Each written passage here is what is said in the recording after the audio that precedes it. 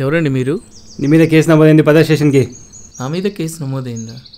ఏం కేసు? నీ మీద గంజాయి కేసు నమోదైంది, పద స్టేషన్కి. ఏంటి క్రాంతి, ఎవరు వారు? ఏం లేదులే, మాట్లాడడానికి వచ్చారు. సార్, నాకు 2 ఆడపిల్లలు ఉన్నారు.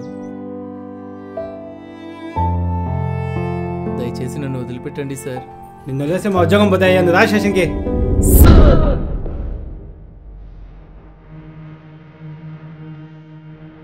నేను అరిస్తే భయపడతా అనుకున్నా, పద స్టేషన్కి.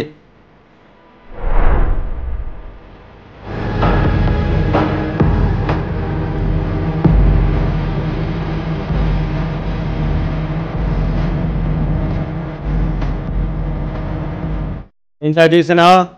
రా. ఏంట్రా?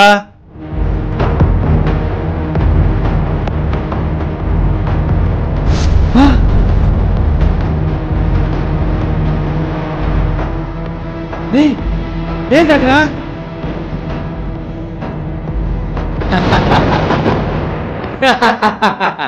మీ పోలీసులు నాపై అబద్ధం కేసులు పెట్టి నన్ను అరెస్ట్ చేశారు.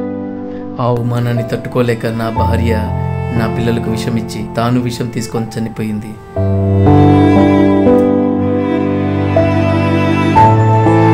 ఇక వారే లేనప్పుడు నేను బ్రతుకుండి ఏం లాభం? అందుకే నేను విషం తాగి చనిపోయాను. ఇప్పుడు నిన్ను కూడా చంపేశాను.